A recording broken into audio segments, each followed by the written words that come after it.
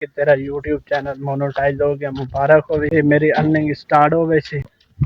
अस्सलाम वालेकुम, मैं मोहम्मद अल्ताफ ते साडा यूट्यूब चैनल है पेंडू जट ते जेड़ा साडे चैनल ते नवा है जल्दी जल्दी करो सब्सक्राइब। ते कई भाइयों का कमेंट्स आया कि अल्ताफ भाई ते वो वीडियो तेरी नहीं आ रही। यार तुहाडी गल भी ठीक है, ते कई बंदे मैनू मतलब कि मिले तो उन्हें मैंने मुबारक दी कि तेरा यूट्यूब चैनल मोनेटाइज हो गया, मुबारक हो गई, खैर मुबारक। ते यार इस वजह तो वीडियो शूडियो हाली तो नहीं बना रहे हैं क्योंकि तुहानू पहले भी दस्या वीडियो कि मेरा जो भतरीजा है वह वालिद ते मेरा भाई है पिया ओदी तबीयत खराब है, ये वजह तो अस वीडियो शीडियो कोई नहीं बना रहे असे।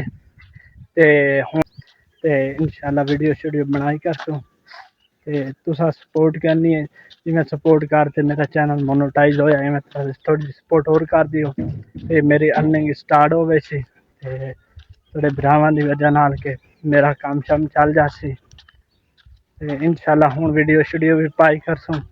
हुण टाइम फिर दित्ता यूट्यूब ते अपना टाइम फुल देना, टाइम दे के ते इंशाल्लाह कामयाब होना। और मैं ये चीज़ भी समझा कि जो बंदा वीडियो छड्ड देवे पावनी ना वीडियो पावे ना ते उस टाइम फिर जड़ा ना व्यूज़ भी कम हो जांदे कि रूटीन कम हो जाती है कि जेड़े अगे पहले इंतज़ार करके वीडियो नूं वेखना चाहते हैं, मतलब कि उन्हां दे मेरे जिस टाइम मैं वीडियो पैना तो उन्हां दे जाके मेरे नोटिफिकेशन शो हो जाती है। ते हुण उन्हां दे भी वो साफ ज़ाहिर कोई ना गई उसी हफ्ता डेढ़ हो गया वीडियो नहीं बनाई ते हुण बना रहे हैं इंशाल्लाह।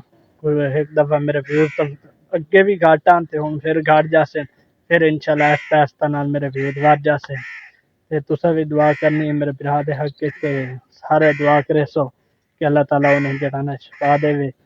ते बस ओदी वजह तो वीडियो शीडियो नहीं बनाई, ओदी तबीयत खराब रहिंदी है।